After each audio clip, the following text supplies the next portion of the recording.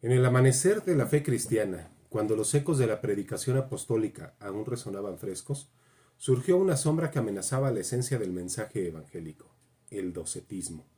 Esta herejía negaba la realidad de la encarnación de Cristo, proponiendo que Jesús solo parecía tener un cuerpo humano y que su sufrimiento y muerte eran ilusiones.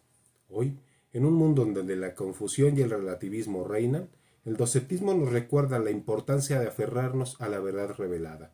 Jóvenes, unámonos a esta batalla espiritual para defender la plenitud de la verdad católica.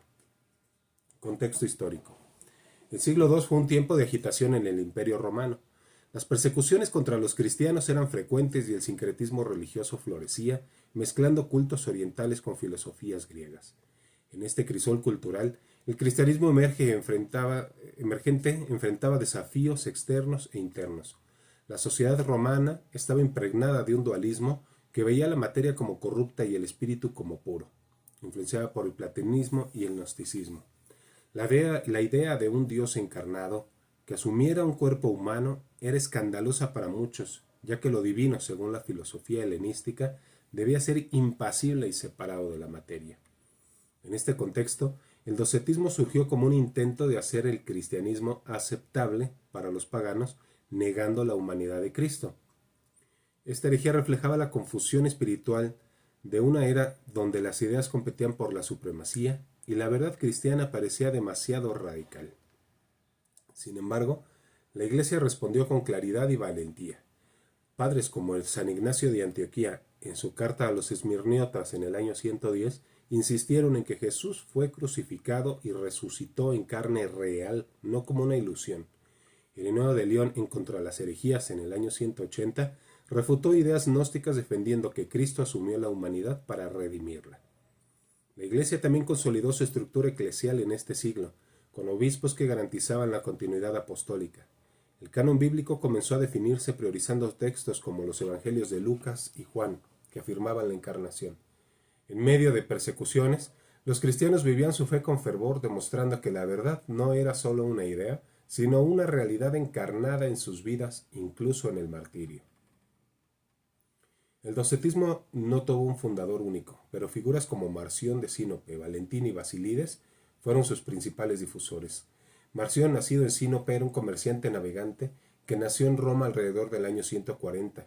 Influenciado por el dualismo gnóstico, creía en dos dioses, el del Antiguo Testamento, creador del mundo material y por ende malo, y el Padre de Jesús, un Dios de amor ajeno a la materia.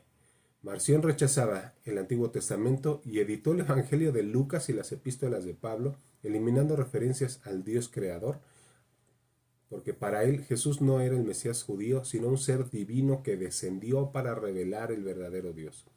Su cuerpo era un fantasma y su sufrimiento una ilusión, ya que la materia era incompatible con la divinidad. Excomulgado en el año 144, el marcionismo se convirtió en una herejía organizada que desafió a la Iglesia.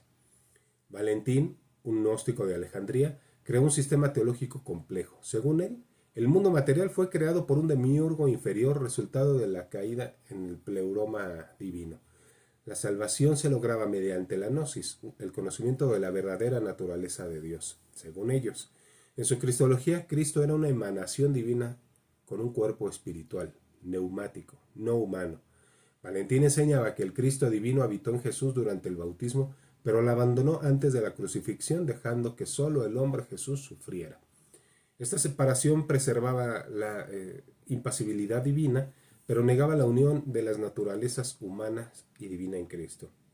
Basilides, otro gnóstico, afirmaba que el mundo fue creado por un demiurgo ignorante y estúpido, y que Jesús fue enviado por el Dios Supremo para liberar las almas de la materia. Según él, Jesús no tenía un cuerpo real, su crucifixión fue una mera ilusión. Simón de Cirene fue crucificado en su lugar mientras Jesús observaba riéndose. Esta negación del sufrimiento divino subvertía la redención a través de la cruz.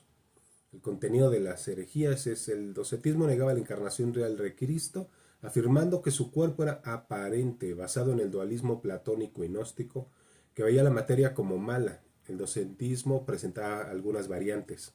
El docetismo radical decía: el cuerpo de Cristo es un fantasma, y sus actos, nacimiento, sufrimiento y muerte, eran ilusiones. El docetismo mitigado, Cristo tenía un cuerpo sutil o astral, incapaz de sufrir realmente. O la cristología posesionista. El Cristo divino habitó en Jesús durante el bautismo y lo abandonó antes de la crucifixión.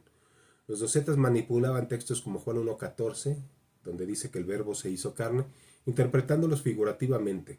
El Evangelio de Pedro, en un texto apócrifo, describía a Jesús en la cruz sin dolor, reforzando estas ideas. ¿Cuáles son sus consecuencias? Pues el docetismo ataca la unión hipostática sin humanidad real. La redención de Cristo pues carece de sentido. La resurrección, un cuerpo ilusorio no podía resucitar, negando la esperanza cristiana. La Eucaristía, sin carne real, el pan y el vino no pueden ser el cuerpo y la sangre de Cristo. Ahora pónganlo al revés. El docetismo, al negar que el cuerpo de Cristo esté en el pan y el vino, pues le niega que haya tenido un cuerpo real, igual que los protestantes. Además fomentaba una visión negativa de la creación, contradiciendo Génesis 1:31.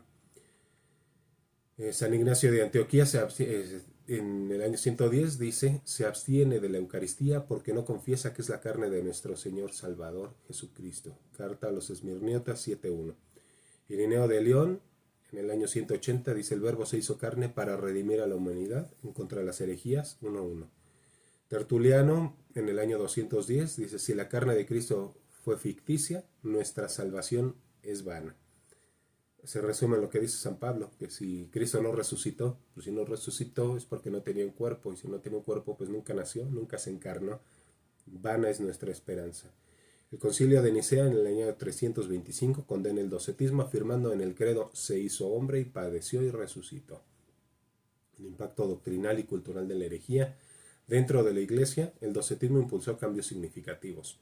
El canon bíblico. La Iglesia definió el canon priorizando textos que afirmaban la encarnación, como los evangelios canónicos, y rechazando apócrifos como el Evangelio de Pedro. La cristología refuta el docetismo, llevó a una articulación clara de la unión hipostática consolidada en Calcedonia en el año 451. Liturgia. La Eucaristía se reafirmó como el cuerpo real de Cristo, subrayando su humanidad. Fuera de la Iglesia tenemos el Islam. Corán, Sura 457, refleja una visión doceta. No lo mataron ni lo crucificaron, sino que les pareció así. Herejías posteriores, los cátaros en el siglo XII retoman el dualismo doceta, negando la materia. Errores modernos, el dualismo persiste en la nueva era, en el transhumanismo y el subjetivismo que desvalorizan el cuerpo y la verdad objetiva. Conexión con el presente, el docetismo resuena en el gnosticismo moderno, movimientos que priorizan lo espiritual sobre lo material. Transhumanismo ve el cuerpo como limitación a superar. El subjetivismo niega la verdad objetiva, similar a la negación doceta de la realidad física. La Iglesia responde afirmando la dignidad del cuerpo redimido por Cristo. Aspecto: el canon bíblico promueve el impacto del docetismo, promovió los textos apócrifos. Respuesta de la Iglesia: canonizó los evangelios que afirman la encarnación. En cuanto a cristología, el docetismo niega la humanidad de Cristo. La Iglesia define la unión hipostática. Aspecto de la Eucaristía, el docetismo lo reduce a un símbolo igual que los protestantes, y la respuesta de la Iglesia es que reafirma la presencia real. Como hemos visto hasta ahorita, el docetismo no es solo historia, su lógica reaparece en ideologías que niegan el valor del cuerpo. El transhumanismo promete liberar el espíritu mediante la tecnología, mientras el subjetivismo reduce la verdad a opiniones personales.